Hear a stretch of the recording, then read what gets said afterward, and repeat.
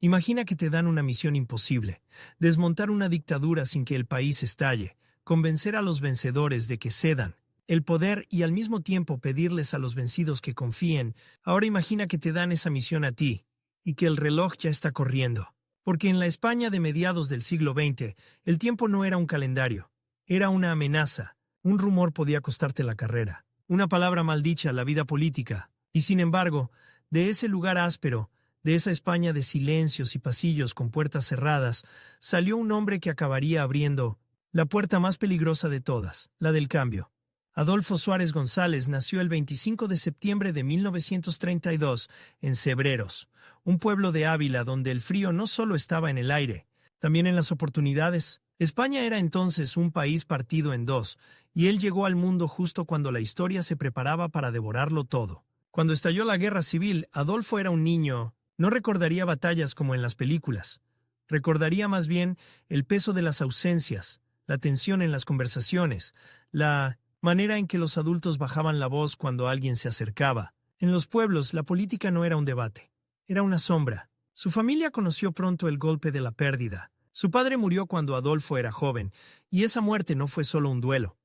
Fue un cambio de rumbo. En una España donde el Estado lo ocupaba todo, quedarse sin padre era quedarse sin red. La vida le enseñó temprano una lección que no olvidaría. Si querías sobrevivir, tenías que aprender a moverte, a leer el ambiente, a entender quién mandaba, quién obedecía y quién fingía no ver. Cebreros era pequeño, pero el mundo de Suárez no se quedó allí. Estudió Derecho, primero con la disciplina de quien sabe que no puede permitirse el lujo de fallar. Salamanca y después Madrid fueron más que ciudades, fueron puertas. En la universidad, el derecho no era solo leyes, era el idioma del poder. Y en la España franquista, hablar ese idioma era tener acceso a los pasillos donde se decidía el futuro. Aunque el futuro pareciera neoficialmente ya decidido, Adolfo Suárez no entró en política como un revolucionario con megáfono. Entró como entraban muchos en aquel tiempo, por la administración, por el engranaje. En el régimen la carrera pública era una escalera estrecha, vigilada, donde cada peldaño exigía lealtad y prudencia. Y él, que había aprendido a medir cada paso, empezó a subir. Primero, el movimiento. La palabra sonaba grandiosa, casi épica, pero en realidad era el corazón burocrático del franquismo. La estructura que organizaba, controlaba y encuadraba la vida política. Allí, Suárez fue construyendo una reputación, eficaz, rápido, con una memoria que parecía no olvidar nombres ni favores. En un sistema donde el poder se repartía en despachos, ser eficaz era una forma de supervivencia, y también una forma de ascenso, pero no era solo ambición. Había algo más difícil de describir, una intuición. Suárez entendía que España estaba cambiando por debajo de la superficie. En los años 50 y 60, el país se modernizaba a trompicones. Más gente en las ciudades, más televisión en los hogares, más jóvenes que miraban a Europa como quien mira una ventana abierta. El régimen seguía ahí, duro, inmóvil en su discurso.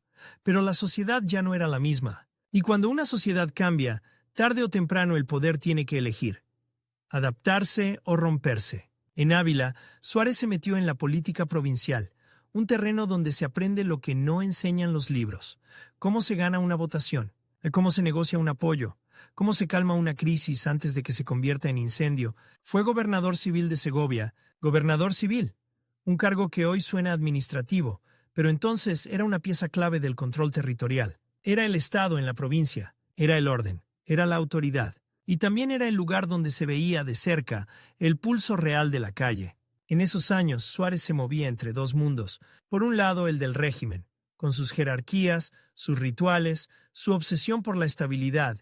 Por otro, el de una España que empezaba a pedir aire. Y él en medio aprendía a hablar con ambos sin romperse. Esa habilidad, la de ser puente sin caer al río, sería su arma más peligrosa. El salto a Madrid lo colocó en el centro del escenario. Allí, el poder no era una idea. Era un mapa de nombres. Y uno de esos nombres era decisivo: Fernando Herrero Tejedor, figura influyente del aparato franquista, que se convirtió en mentor y apoyo. En política, a veces el talento abre puertas. Otras veces, alguien con llave decide que entres. Suárez tuvo ambas cosas, capacidad y padrinazgo, y supo aprovecharlo. En 1969, Franco designó a Juan Carlos de Borbón como su sucesor a título de rey. España oficialmente tenía el futuro atado, Pero en realidad lo que tenía era una bomba con temporizador, porque el día que Franco faltara, el país tendría que decidir qué significaba esa sucesión: continuidad pura o transformación. Y en esa tensión, en esa pregunta sin respuesta, Suárez siguió avanzando.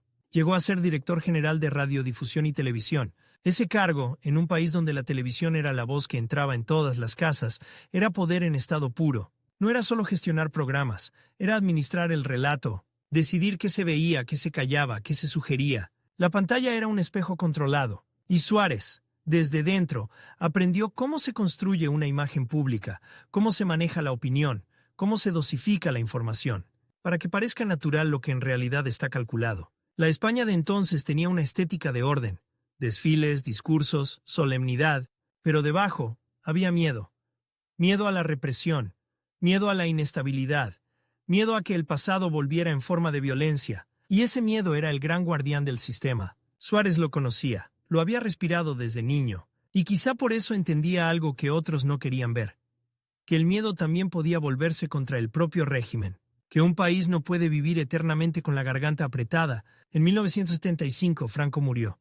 La noticia no fue solo un titular, fue un terremoto silencioso. España se quedó, de pronto, sin el hombre que lo había ocupado todo durante casi 40 años. Y cuando un poder tan largo desaparece, el vacío no se llena solo, se disputa. Juan Carlos I fue proclamado rey, y entonces empezó la verdadera partida. El nuevo rey necesitaba algo casi imposible: cambiar sin que pareciera una ruptura violenta, abrir sin provocar un golpe, reformar sin incendiar. Y para eso necesitaba personas capaces de moverse en el viejo sistema, pero con la mirada puesta en otro lugar. Suárez, que venía del aparato, parecía a primera vista un hombre del continuismo, y esa fue precisamente una de sus ventajas. Muchos lo subestimaron. En 1976 fue nombrado ministro secretario general del movimiento en el gobierno de Carlos Arias Navarro. Era un cargo cargado de simbolismo. El movimiento era el corazón del franquismo, y él estaba allí, en su sala de máquinas. Pero el país ya estaba en ebullición contenida: huelgas, protestas, demandas de amnistía, partidos clandestinos, sindicatos que querían salir a la luz. La presión venía de abajo y también de fuera. Europa miraba a España con una mezcla de interés y desconfianza. Nadie quería otra tragedia en el sur. Arias Navarro representaba una reforma lenta, casi inmóvil, pero el tiempo no esperaba. Y aquí aparece el primer gran contraste que define a Suárez. No era el más famoso, no era el más carismático en apariencia, no era el líder natural de una oposición heroica, y sin embargo estaba colocado justo donde se decide el giro de un país. Como si la historia, cansada de los discursos grandilocuentes, hubiera elegido a un hombre de pasillo para una tarea de plaza pública. Cuando Arias dimitió en julio de 1976, España entró en una zona de niebla. El rey necesitaba un presidente del gobierno que pudiera hacer lo que parecía contradictorio: desmontar el franquismo usando herramientas del franquismo. Y entonces, en una decisión que dejó a muchos con la boca abierta, Juan Carlos I nombró a Adolfo Suárez presidente del gobierno. La reacción fue inmediata: sorpresa, incredulidad, burla en algunos sectores, alarma en otros. ¿Suárez? ¿El hombre de la televisión? ¿El del movimiento? Para la oposición democrática sonaba a maquillaje, para los inmovilistas del régimen sonaba a riesgo, para el país era una incógnita. Y en esa incógnita, en ese silencio tenso de los primeros días, Suárez entendió que su vida acababa de entrar en una cuenta atrás, porque ahora ya no era el joven que subía escalones. Era el hombre que tenía que cruzar un puente mientras lo construía, y lo peor, con gente disparando desde ambos lados. En el aire se notaba que algo enorme estaba a punto de ocurrir, pero nadie sabía si sería una apertura histórica o un choque brutal. Suárez miró el tablero y vio el conflicto real que lo perseguiría desde ese instante. El enfrentamiento con el búnker, los sectores más duros del franquismo que no querían ceder ni un milímetro, y al mismo tiempo la desconfianza de una oposición que no iba a regalarle legitimidad.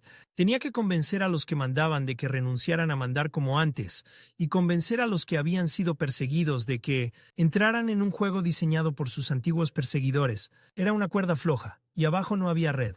Y mientras España contenía el aliento, Suárez empezó a preparar su primer movimiento. No uno simbólico, no uno de discurso, uno que cambiara las reglas del juego. Porque en política, cuando el tiempo se acaba, no gana el que habla más fuerte. Gana el que mueve primero. Si Suárez fallaba, no habría segunda oportunidad. No era una metáfora. En 1976, un error podía significar un golpe de Estado, una espiral de violencia o el regreso del miedo como ley. Y el reloj no marcaba meses, marcaba días, porque cada jornada que pasaba sin una salida clara aumentaba la presión en la calle, la impaciencia en la oposición y la rabia contenida en los cuarteles. Su primer gesto no fue una promesa grandilocuente, sino una señal de dirección. Habló de reforma con una calma que parecía casi insolente. Reforma desde dentro, sí, pero con un objetivo que muchos no se atrevían a pronunciar en voz alta: elecciones libres. Para lograrlo necesitaba algo más difícil que un decreto. Necesitaba desactivar el búnker, esa constelación de franquistas duros, que veían cualquier apertura como traición, y al mismo tiempo debía convencer a la oposición clandestina de que no era una trampa. El país era un cable pelado. En las calles, manifestaciones y huelgas, en los despachos, conspiraciones y cuchillos envueltos en protocolo. Suárez lo sabía. Si intentaba correr demasiado, lo derribaban los inmovilistas. Si avanzaba demasiado lento, lo devoraba la calle. Así que eligió el terreno donde era más fuerte: el procedimiento, la ley como palanca, la burocracia como dinamita. En agosto de 1976 nombró a Torcuato Fernández Miranda, el gran arquitecto jurídico del cambio, presidente de las Cortes y del Consejo del Reino. Torcuato tenía una idea tan elegante como peligrosa: usar las propias leyes del franquismo para desmontar el franquismo. De la ley a la ley, sin ruptura formal, sin vacío de poder. Era un truco de prestidigitador. Pero con el país entero como público y con pistolas reales detrás del telón, la pieza central se llamó Ley para la Reforma Política. El nombre sonaba técnico, casi aburrido. Y ahí estaba el camuflaje. Bajo ese título se escondía una bomba. La ley abría la puerta a un parlamento elegido por sufragio universal y a un sistema de partidos. En otras palabras, el régimen debía votar su propia disolución. Suárez tenía que lograr que las cortes franquistas, los procuradores que debían su cargo al sistema, aceptaran firmar su final. La tensión se volvió física. En los pasillos, miradas que pesaban como amenazas. En los periódicos, titulares que olían a advertencia. En los cafés, rumores de cuartel. Suárez se movía como quien sabe que lo observan desde todas las ventanas. Y aún así, apretó. El 18 de noviembre de 1976 llegó el momento de la verdad. Las Cortes votaron la ley para la reforma política. Era una escena casi cinematográfica. Hombres formados en la obediencia, sentados en un hemiciclo que había sido diseñado para no discutir, demasiado, decidiendo si abrían la puerta a lo desconocido. Suárez no podía permitirse perder. Si perdía, quedaba desnudo. Sin plan, sin autoridad, sin futuro. Ganó. 425 votos a favor, 59 en contra. El franquismo por primera vez se había votado a sí mismo hacia la salida, pero la victoria no era completa. Faltaba el pueblo. Y el pueblo, después de décadas sin votar, debía creer que aquello era real. Se convocó un referéndum para el 15 de diciembre de 1976. Suárez se jugaba su legitimidad en una papeleta. Si la participación era baja, si el sí era tibio, los duros dirían: ¿veis? España no quiere esto. Y la oposición podría denunciarlo como un teatro. La campaña fue un pulso emocional. El gobierno pedía un sí, que significaba abrir el sistema. Parte de la oposición dudaba, temiendo que el referéndum blanqueara al régimen. En la calle, el aire olía a invierno y a nervios. Y entonces, el resultado: participación masiva y un sí abrumador. España, con todas sus cicatrices, había empujado la puerta. A partir de ahí, el problema dejó de ser sí, habría democracia, y pasó a ser cómo se llegaba sin que el camino se llenara de cadáveres políticos, o reales. Porque el país no era una hoja en blanco. Había presos, exiliados, heridas abiertas, y una violencia que empezaba a asomar con dientes. ETA intensificaba su actividad. La extrema derecha también. Cada atentado era un recordatorio. El tiempo de Suárez no era infinito. La oposición exigía amnistía, y no era un capricho. Era la condición moral para empezar de nuevo. Suárez avanzó con medidas parciales y luego más amplias, hasta llegar a la amnistía que permitiría sacar a miles de personas de la sombra.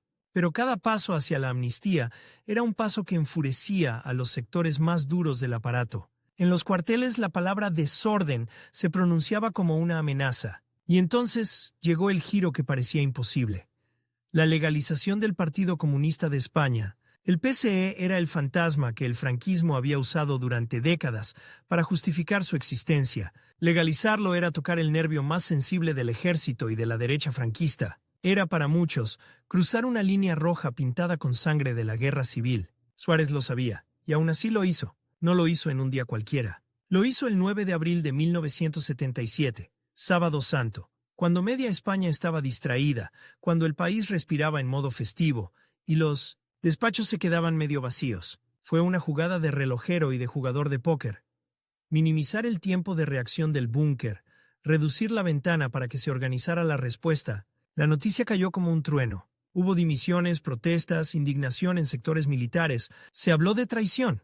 Se mascó la palabra golpe con una naturalidad escalofriante. Y sin embargo el país no se rompió. Santiago Carrillo, líder comunista, apareció aceptando la bandera y la monarquía parlamentaria como marco. Para muchos fue otro shock. El comunismo español, el enemigo oficial, estaba dispuesto a jugar dentro de las reglas. Era como ver a dos adversarios históricos estrechándose la mano sobre un campo minado, pero el campo seguía minado. La violencia política se convirtió en un latido oscuro. En enero de 1977, Madrid vivió una noche que dejó una marca profunda. El asesinato de abogados laboralistas en la calle Atocha. Un comando de extrema derecha entró y disparó. Sangre en un despacho, cuerpos en el suelo, una ciudad entera conteniendo el grito. El funeral se transformó en una demostración de disciplina y dolor. Una multitud silenciosa, puños en alto, sin romper el orden. España miró esa imagen y entendió algo.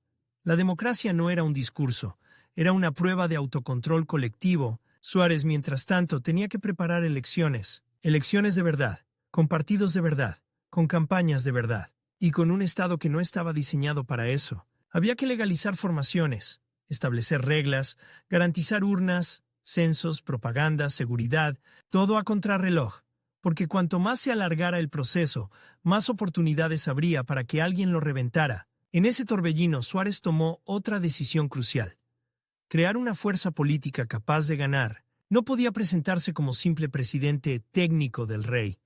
Necesitaba una base parlamentaria. Así nació la Unión de Centro Democrático, la UCD, una coalición amplia, heterogénea, hecha de piezas que no siempre encajaban: democristianos, liberales, socialdemócratas moderados, reformistas del régimen. Era un artefacto electoral y a la vez un intento de construir un centro que evitara que España se partiera en dos otra vez. La campaña de 1967 fue extraña y eléctrica. Por primera vez en décadas, los españoles veían mítines, carteles, debates, líderes recorriendo plazas. Había entusiasmo, pero también miedo. Miedo a que la libertad trajera caos. Miedo a que el pasado regresara. Miedo a que el ejército dijera hasta aquí. Y en medio de ese miedo, Suárez jugó su carta más arriesgada: presentarse como el hombre que podía garantizar el cambio sin precipitar el abismo. El 15 de junio de 1977 se celebraron las primeras elecciones democráticas desde 1936. La imagen de las colas ante los colegios electorales tenía algo de reparación histórica. Gente mayor que había votado de joven y creía no volver a hacerlo nunca. Jóvenes que votaban por primera vez sin saber exactamente qué era aquello, pero sintiendo que era importante. España por fin se miraba a sí misma con una papeleta en la mano. La UCD ganó. No con mayoría absoluta, pero sí con la fuerza suficiente para gobernar. El PSOE quedó como gran partido de la oposición. El PSE entró en el Parlamento. Y el mapa político de pronto era real. Suárez ya no era solo un nombramiento del rey. Era el presidente salido de las urnas. Pero esa legitimidad venía con una factura. Ahora tenía que cumplir, y el país no le iba a dar años para aprender. Porque la economía estaba herida, la inflación mordía, el paro crecía, las tensiones sociales se acumulaban, y la violencia seguía. Gobernar en ese contexto era como intentar operar a corazón abierto en un tren en marcha. Suárez entendió que, si no conseguía un gran acuerdo, la democracia podía morir de hambre antes de nacer. Y ahí apareció otro conflicto real, quizá el más cruel. No solo luchaba contra el búnker franquista, empezaba a luchar contra la fragmentación de su propio apoyo, contra la desconfianza de todos, contra la impaciencia de un país que quería resultados inmediatos. La transición no era una autopista, era una cuerda floja con viento. En otoño de 1977 empujó hacia un pacto nacional. Los pactos de la Moncloa no fueron un gesto romántico, fueron un salvavidas. Gobierno, oposición, sindicatos y empresarios aceptaron medidas duras para estabilizar la economía y sostener el proceso político. Pedir sacrificios en un país cansado era peligrosísimo. Pero Suárez apostó a que la responsabilidad colectiva podía ser más fuerte que el resentimiento. Y mientras se negociaban cifras, salarios y reformas, otra tarea gigantesca avanzaba en paralelo: redactar una constitución, no una reforma cosmética, sino un texto que pudiera ser aceptado por sensibilidades opuestas, que cerrara la puerta a la revancha y abriera la puerta a la convivencia. Suárez ya estaba metido en esa maquinaria, empujando, mediando, cediendo donde dolía, apretando donde era necesario. Pero el tiempo seguía corriendo. Cada concesión irritaba a alguien, cada avance despertaba un enemigo. Y en los cuarteles, en ciertos despachos, en ciertas sobremesas, se repetía una frase como un presagio: esto se está yendo de las manos. Suárez lo escuchaba, y aún así seguía adelante porque ya no podía detenerse. Había cruzado demasiadas líneas, había legalizado lo ilegalizable, había convocado lo inconcebible, había hecho votar al régimen su propia desaparición. Si ahora dudaba, no lo perdonarían ni los de antes ni los de después. Y así, con el país caminando sobre cristales, con la democracia todavía sin blindaje, con la Constitución aún por nacer, Suárez entró en la fase más peligrosa de su vida, la de gobernar un Estado que se estaba reinventando, mientras los enemigos de esa reinvención aprendían a organizarse. El puente ya estaba construido a medias, y el río debajo seguía rugiendo. El puente estaba a medias y el río rugía, pero ahora había que hacer algo todavía más difícil que cruzarlo. Había que cargar encima a todo un país. Porque una cosa es prometer democracia, otra, gobernarla cuando cada decisión puede encender una mecha. Y la mecha estaba por todas partes: en la inflación que devoraba sueldos, en las fábricas en huelga, en las calles donde el miedo se mezclaba con euforia, y en los cuarteles donde algunos oficiales miraban el calendario como si fuera un ultimátum. Suárez lo entendió con una claridad brutal. Si la Constitución no nacía pronto, la transición podía morir por asfixia. No tenía años. Tenía, como mucho, una ventana estrecha antes de que la economía, el terrorismo y la impaciencia militar se alinearan como una tormenta perfecta. Y en esa carrera contra el tiempo, su enemigo más peligroso no era solo el búnker franquista, era la desconfianza generalizada. La oposición sospechaba de sus intenciones. Los suyos sospechaban de sus concesiones. Y el Estado, lleno de inercias, sospechaba de la libertad. La redacción de la Constitución fue un combate de precisión. No se trataba de escribir un texto bonito, sino de fabricar un acuerdo que no explotara al primer golpe. Cada palabra era una trinchera: monarquía o república, una herida histórica; unidad de España y reconocimiento de las nacionalidades, un campo minado; derechos y libertades, una promesa que debía ser creíble. Y, por debajo, la pregunta que nadie formulaba en voz alta: ¿qué pasa si el ejército decide que ya basta? Suárez no era el redactor principal, pero sí el hombre que tenía que hacer que el mecanismo funcionara. Empujaba, mediaba, llamaba a deshoras, ofrecía salidas, tragaba orgullo. Su estilo era menos épico que quirúrgico.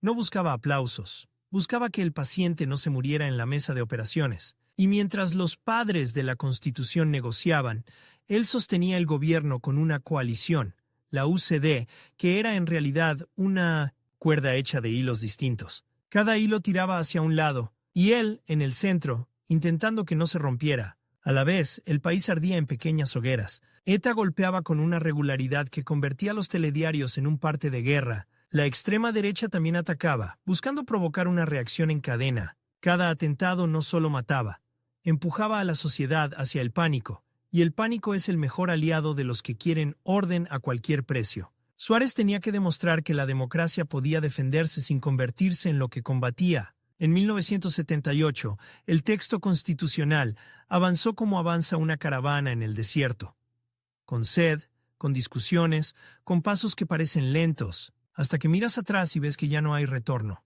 Cuando por fin llegó el referéndum del 6 de diciembre, España votó un marco nuevo para vivir. No fue un final feliz, fue un cierre de compuerta. La Constitución de 1978 no borró el pasado, pero puso reglas para que el futuro no fuera una venganza permanente. Y Suárez, que había sido el hombre de la ley a la ley, veía cómo esa ley nueva se convertía en el suelo que tanto había faltado, pero el suelo no era firme. Porque una Constitución no paga facturas, no detiene balas, no cura el paro, y el gobierno de Suárez entró en la fase más ingrata, la de administrar la realidad.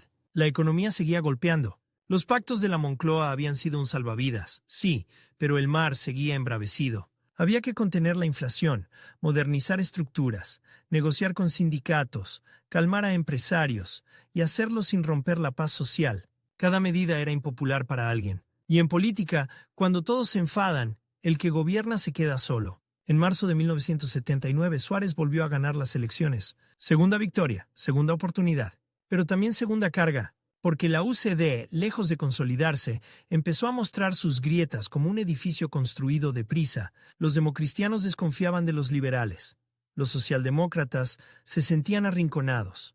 Los varones territoriales pedían más poder. Los ministros se miraban como rivales. Suárez, que había creado la UCD para evitar que España se partiera en dos, veía cómo su propio centro se partía en 1000 pedazos. Y entonces llegó otro frente que exigía sangre fría: el Estado de las autonomías. La Constitución abría la puerta a una descentralización inédita, y había que convertir esa puerta en un pasillo transitable. Cataluña y el País Vasco reclamaban autogobierno con urgencia histórica.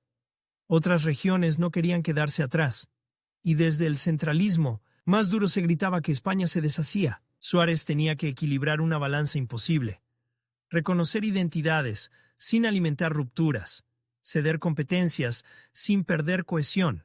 Construir un modelo sin manual de instrucciones. En ese contexto, la violencia en el País Vasco y el clima político se volvieron más ásperos. La democracia era joven y ya tenía cicatrices. Cada funeral de un guardia civil, de un policía, de un político, de un ciudadano, era una escena que parecía escrita para quebrar la paciencia colectiva, y al mismo tiempo, cada abuso o cada error del Estado podía alimentar el relato de los violentos. Suárez caminaba por una línea finísima: firmeza sin brutalidad, diálogo sin debilidad. Mientras tanto, en los cuarteles el rumor dejó de ser rumor. Había malestar real. Algunos militares veían el terrorismo como prueba de que el sistema era blando. Veían las autonomías como amenaza.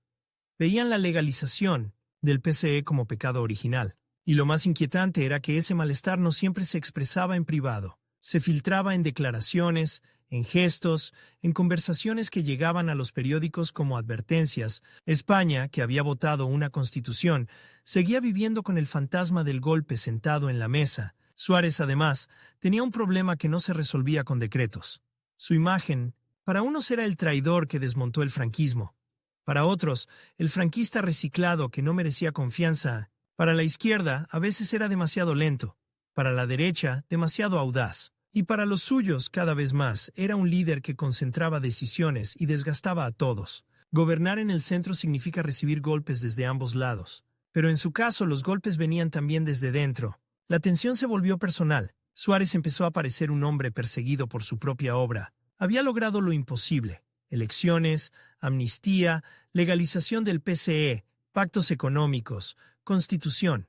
Y sin embargo, la sensación era que el país no le daba las gracias, le pedía más, le exigía milagros diarios. Y los milagros en política se pagan con desgaste. En 1980, la crisis interna de la UCD se convirtió en un espectáculo público. Dimisiones, corrientes, conspiraciones de pasillo. Cada semana parecía traer una nueva fractura. Y en el Parlamento, la oposición, con un PSOE cada vez más fuerte, apretaba con la lógica de quien huele cambio de ciclo. Suárez resistía, pero resistir no es gobernar. Y el reloj otra vez marcaba días. El golpe más duro fue comprender que su autoridad se estaba evaporando justo cuando más se necesitaba. Porque si el gobierno se debilitaba, el mensaje hacia los enemigos de la democracia era peligroso. Están divididos, están cansados, es el momento. Suárez lo sabía. Y aún así su margen se estrechaba. No podía contentar a los militares sin traicionar la democracia. No podía contentar a los autonomistas sin enfurecer a los centralistas. No podía contentar a los sindicatos sin asustar a los empresarios. No podía contentar a su partido sin renunciar a su papel de árbitro nacional. Era una ecuación sin solución limpia. Y entonces, el giro que muchos no esperaban, o que algunos esperaban con demasiada ansiedad, empezó a tomar forma.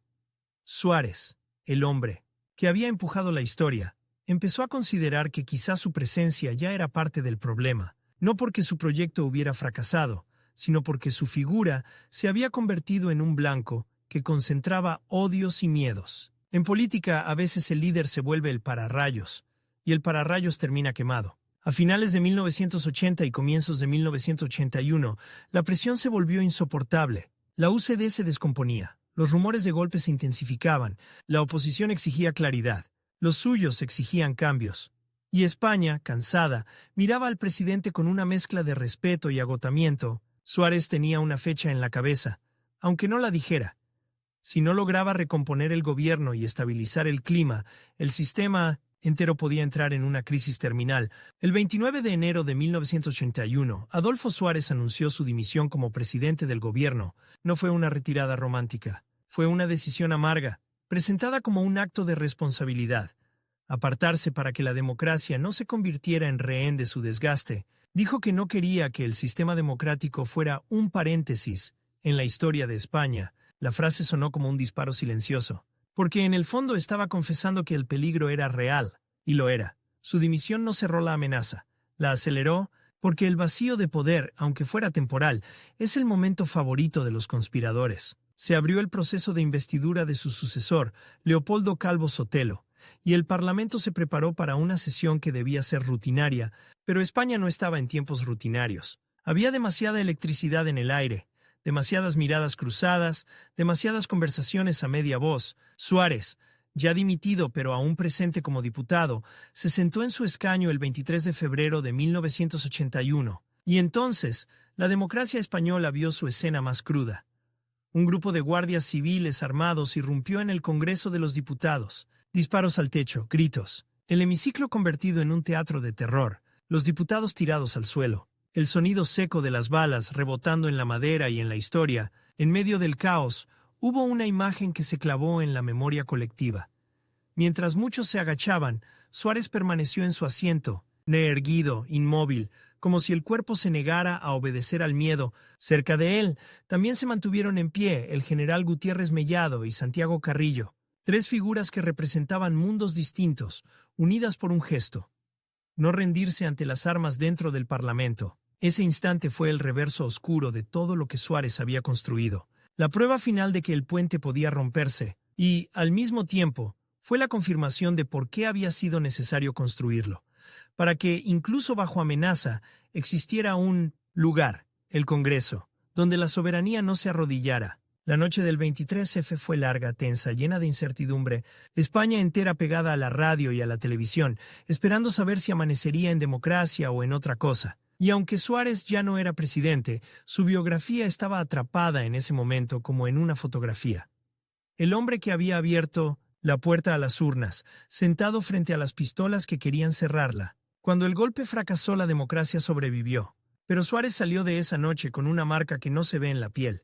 La certeza de que había vivido al límite. Había ganado batallas históricas, sí, pero el precio había sido enorme. Y el país, aunque siguiera adelante, ya no lo miraría igual. Porque a veces la historia usa a una persona como herramienta y luego la deja a un lado, todavía caliente, todavía temblando, mientras el mundo sigue caminando. Si crees que el 23F fue el final de la historia de Adolfo Suárez, te falta la parte más cruel. Lo más difícil no fue enfrentarse a las pistolas dentro del Congreso. Fue sobrevivir después, cuando ya no había disparos, pero sí silencio. Porque hay derrotas que no se anuncian con un golpe de Estado, sino con algo más lento y más despiadado. El olvido, y Suárez, el hombre que había sostenido la democracia con las manos desnudas, iba a descubrir que el tiempo también puede ser un enemigo político, uno que no negocia, uno que no perdona. Tras el fracaso del golpe, España respiró, el sistema se cerró filas. El rey apareció como dique, y el país entendió que la democracia no era un regalo. Era una pelea diaria. Pero para Suárez, aquella noche no fue una coronación moral. Fue una frontera. Ya no era el presidente que tomaba decisiones. Era el símbolo incómodo de una etapa que muchos querían pasar página cuanto antes. Y en política, cuando te conviertes en símbolo, dejas de ser persona. Te usan, te citan, te recortan. Te convierten en una foto fija. La UCD, su criatura, no se recompuso. Al contrario, se deshilachó con una rapidez casi humillante. Lo que había sido un paraguas para agrupar sensibilidades se convirtió en un campo de batalla de egos, corrientes y reproches. Suárez, que había dimitido para desactivar tensiones, vio cómo el centro se vaciaba y cómo el país se polarizaba de nuevo. Esta vez, con urnas y debates, no con uniformes. En 1982 la UCD se desplomó electoralmente y en ese derrumbe había una lectura brutal. El arquitecto de la transición ya no tenía casa política. Entonces hizo algo que parecía imposible. Intentó volver, no como presidente, sino como líder de un nuevo proyecto. En 1982 fundó el Centro Democrático y Social, el CDS. Era una apuesta contra la corriente, un intento de reconstruir un espacio moderado, cuando el PSOE de Felipe González venía como una ola histórica y la derecha se reorganizaba. Suárez se lanzó a la campaña con esa mezcla suya de terquedad y fe en el centro, como si todavía pudiera convencer al país de que la moderación no era tibieza, sino valentía. Y durante un instante pareció que el plan tenía sentido. El CDS entró en el Congreso, creció, ganó presencia municipal, se convirtió en una voz reconocible. Suárez volvió a los platós, a los mítines, a las entrevistas. Pero el clima ya era otro. España estaba cambiando de piel. Modernización, Europa, nuevas generaciones, nuevas prioridades. La transición empezaba a verse como un prólogo, no como una hazaña, y el prólogo, por definición, se deja atrás. El conflicto real de Suárez en esos años no fue solo contra sus adversarios políticos, fue contra una percepción que se instalaba como una niebla. La idea de que él pertenecía al pasado, y esa idea era letal porque no se combate con argumentos, se combate con tiempo y el tiempo no estaba de su lado. Cada elección era una cuenta atrás, cada debate una prueba de vigencia, cada titular una comparación con líderes más jóvenes, más frescos, más de futuro. Aún así, siguió. En 1986, el CDS obtuvo un resultado notable. Con un grupo parlamentario más amplio, Suárez parecía haber encontrado un hueco. Pero la política española se estaba ordenando en dos grandes bloques, y el espacio intermedio se estrechaba como un pasillo que se cierra. El CDS empezó a sufrir tensiones internas, fugas, desgaste, y Suárez, que ya había visto morir a la UCD, empezó a reconocer los síntomas. Discusiones interminables, ambiciones cruzadas, la sensación de que el proyecto dependía demasiado de un solo nombre, del suyo. En 1991 dio un paso que sonó a rendición íntima. Dejó la presidencia del CDS y en 1995 abandonó la política activa. No hubo un gran discurso final que cerrara el telón con épica, fue más bien una retirada sobria, casi silenciosa, como si entendiera que insistir sería convertir su figura en una sombra que estorba. Había pasado de ser el hombre imprescindible a ser el hombre que estorba, y esa transición, para alguien que había vivido acelerando la historia, debió de ser una forma de vértigo. Pero lo verdaderamente inesperado, el giro que nadie vota, que nadie negocia, que nadie puede frenar, llegó por otro lado. A finales de los años 90 y comienzos de los 2000, su entorno empezó a notar cambios, pequeños fallos, olvidos, desorientaciones. Al principio, como siempre, se intenta explicar con cansancio, con estrés, con edad, hasta que la realidad se impone con una frialdad insoportable. Alzheimer. La enfermedad no solo le robaba recuerdos, le robaba el control del relato, y para un hombre cuya vida había sido, en gran parte, controlar el relato de un país para evitar que se rompiera, aquello era una ironía cruel. El político que había negociado con todos, que había medido cada palabra para que no estallara una crisis, empezaba a perder las palabras. El hombre que había vivido en el centro de la conversación nacional se iba quedando fuera de la conversación, incluso consigo mismo. España, mientras tanto, seguía. Cambiaron gobiernos, llegaron nuevas crisis, nuevas tensiones territoriales, nuevas discusiones sobre la memoria, y en ese ruido Suárez se fue apagando en privado. Su familia, su esposa Amparo Illana, sus hijos, se convirtió en su muralla. La enfermedad lo protegía del mundo, y el mundo a veces parecía protegerse de la incomodidad de verlo así. Porque hay algo que descoloca profundamente. Ver a un personaje histórico convertido en un hombre vulnerable, frágil, sin el escudo de la lucidez. En 2001, el rey Juan Carlos le concedió el título de Duque de Suárez y la grandeza de España. Fue un reconocimiento solemne, casi una reparación institucional, pero incluso ese honor tenía un sabor a tiempo perdido.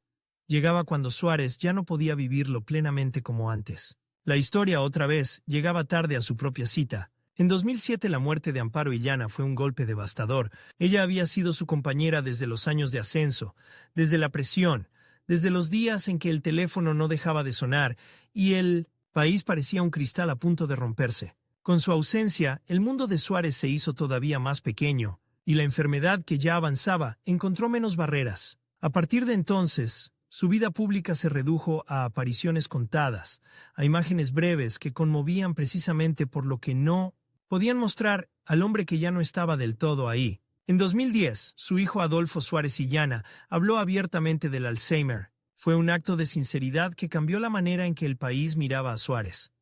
Ya no como rival, ni como símbolo, sino como alguien a quien el tiempo estaba desarmando. Y entonces ocurrió algo extraño, casi cinematográfico. Mientras su memoria se apagaba, la memoria colectiva empezó a encenderse. Documentales, homenajes, debates, revisiones históricas. España empezó a recordar al hombre que había ayudado a que España pudiera discutir en libertad. La paradoja era brutal. Cuanto menos podía él recordar, más lo recordaban los demás. En 2011 el 23F cumplió 30 años y la imagen de Suárez erguido en su escaño volvió a circular como un latigazo. Ya no era solo una escena de valentía, era una escena de identidad nacional. En un país acostumbrado a héroes de bronce o villanos de caricatura, Suárez encajaba mal.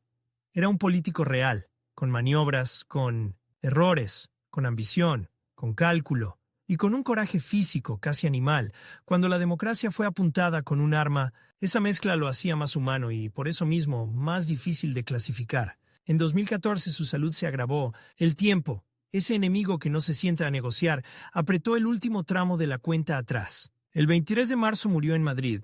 Tenía 81 años. Y entonces sí, el país se detuvo. Hubo capilla ardiente, honores, discursos, lágrimas públicas y privadas. Líderes de distintas ideologías coincidieron en algo que en vida había sido más difícil admitir. Sin Suárez, la transición no habría tenido el mismo desenlace. No porque fuera el único, sino porque fue el que se atrevió a ocupar el lugar más peligroso. El centro del puente, cuando el puente todavía se movía. Su legado no es una estatua ni una frase perfecta, es un método y una escena. El método: negociar sin humillar, ceder sin rendirse, avanzar sin provocar una guerra civil de memorias. La escena: un hombre sentado, inmóvil, mientras suenan disparos en el Parlamento. Esa imagen no es propaganda, es una advertencia. La democracia no se hereda, se defiende, a veces con leyes, a veces con pactos, y a veces cuando todo falla con el cuerpo. Y quizá lo más inquietante de su historia es esto. Suárez no terminó como un caudillo venerado, ni como un líder eternamente victorioso. Terminó como terminan muchos que cambian un país. Cansado, discutido, apartado, y al final, despojado incluso de sus propios recuerdos. Pero precisamente por eso su biografía golpea, porque no es un cuento de gloria, es una historia de precio. El hombre que ayudó a que España pudiera votar, hablar y disentir en paz, pagó con soledad política, con desgaste personal y con una enfermedad que borraba el mapa de su vida. Y aún así, cuando miras el país que quedó, con todas sus crisis, sus tensiones y sus imperfecciones, hay una verdad difícil de esquivar. La democracia española nació en un momento en que podía haber muerto, y Suárez estuvo allí, empujando la puerta, sosteniéndola con el hombro, mientras otros dudaban. La última batalla de Adolfo Suárez no fue contra un partido, ni contra un general, ni contra un parlamento hostil. Fue contra el tiempo. Y esa batalla la perdió, como la perdemos todos. Pero dejó algo que el tiempo no ha podido borrar del todo. La prueba de que, incluso en un país lleno de heridas, alguien puede elegir el riesgo de la concordia y convertirlo contra toda lógica en una forma de valentía.